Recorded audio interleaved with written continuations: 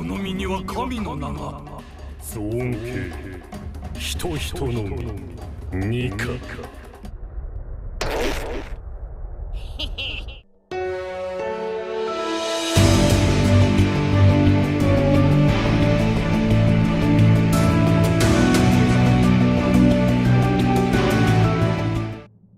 과거 천재과학자로서 명성이 높아진 베가펑크를 마리조아에서 태면한 오르성, 그리고 그들 중 과학방위 무신이라는 이명을 지닌 세턴성이 베가펑크가 공백의 100년에 대해 연구하고 있다는 요크의 고발로 해군대장 키자루와 해군본부의 중장들, 그리고 수많은 군함과 병력들을 이끌고 에그헤드로 진격했습니다.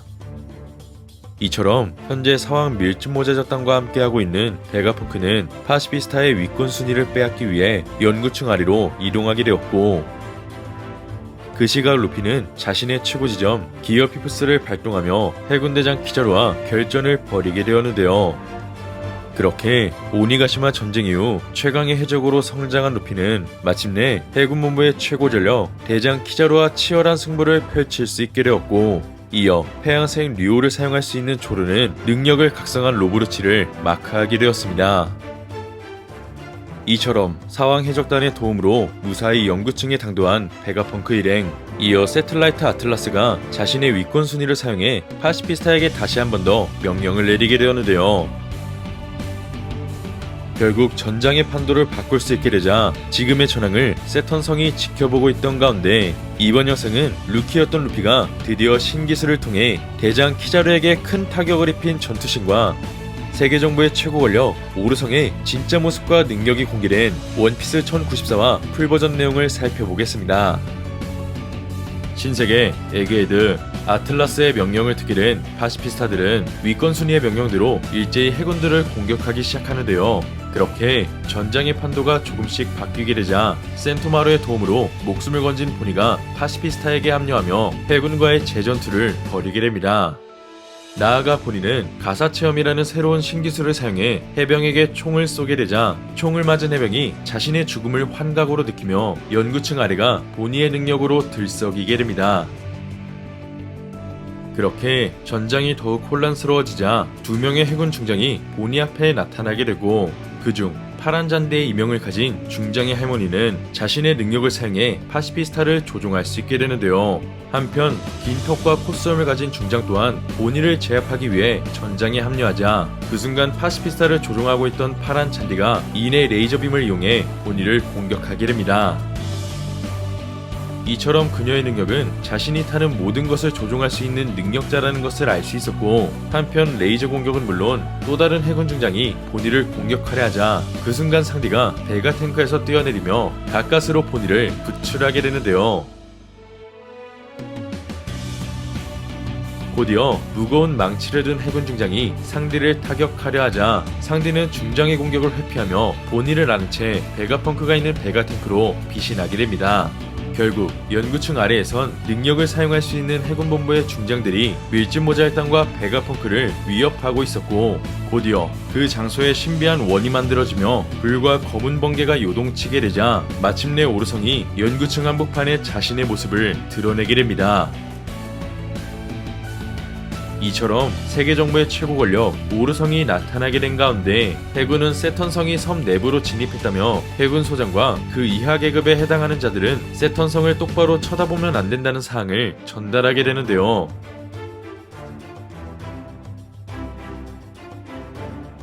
그 시각 니카루피와 해군대장 키자루가 격돌 중인 연구층. 키자루는 숨을 헐떡인 채 이러다간 임무를 완수하지 못할 거라며 너와는 계속해서 싸울 수 없다는 말을 내뱉게 됩니다.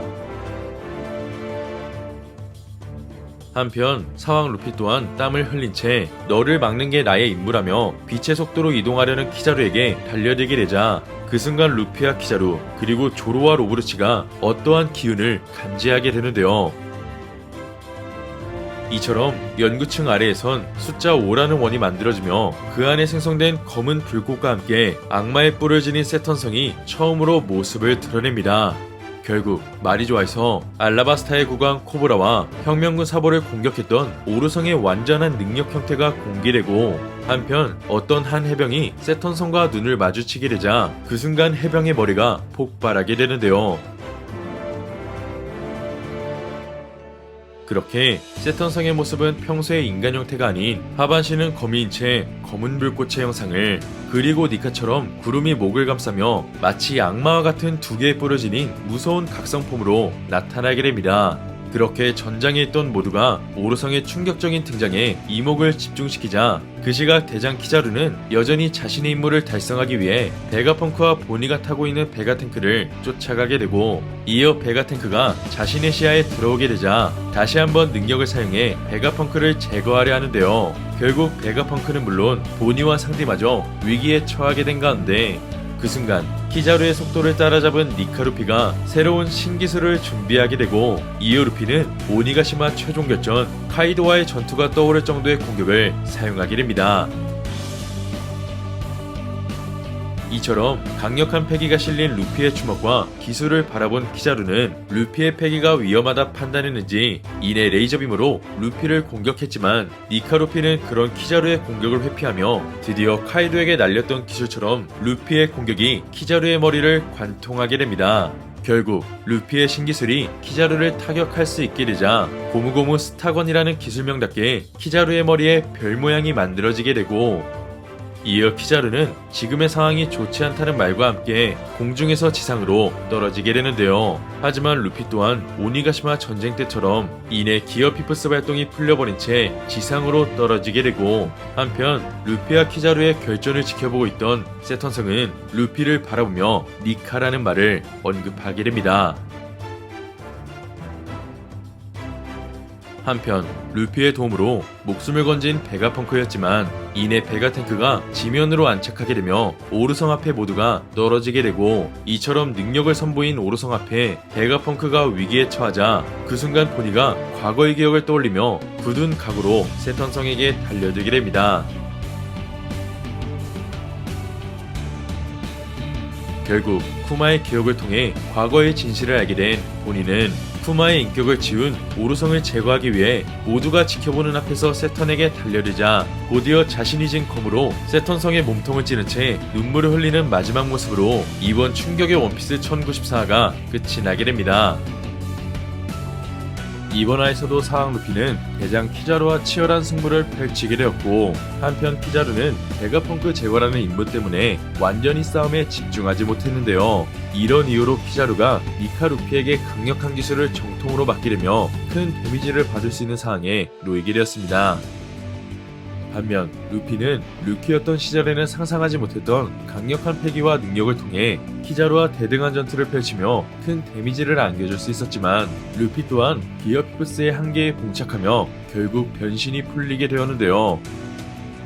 이처럼 당분간 루피가 패기를 회복할 수 있는 시간이 필요해진 가운데 마침내 세계정보의 정점 오르성의 능력이 처음으로 완전히 공개되었습니다. 먼저 이번 화를 통해 알 수 있었던 오르성 세턴성의 모습은 과거 일본의 헤이안 시대에 살았다는 거대한 거미요괴로 추측할 수 있는데요. 이처럼 일본에는 여러 요괴들이 많지만 그중 거대 거미요괴 치치구모는 머리는 오니, 몸은 호랑이, 그리고 다리는 거미의 형태를 지니고 있다 전해지고 있기 때문에 그 모습과 흡사한 세턴성의 열매가 루피와 같은 환수종 모델이라 생각해볼 수 있겠습니다. 나아가 오르성의 모습을 쳐다보는 것만으로도 사람의 목숨을 빼앗을 수 있기 때문에 세턴성은 보니의 공격에도 멀쩡히 회복하는 사기적인 모습을 보여줄 것 같은데요.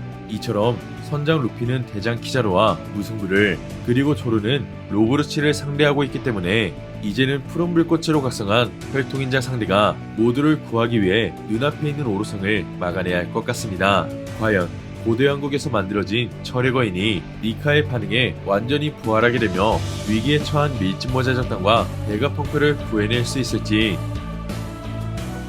그리고 아직 완전히 밝혀지지 않은 세턴성의 능력이 이번 에피소드에서 차례로 공개될지는 다음 원피스 1095화를 기대해보면 좋을 것 같습니다.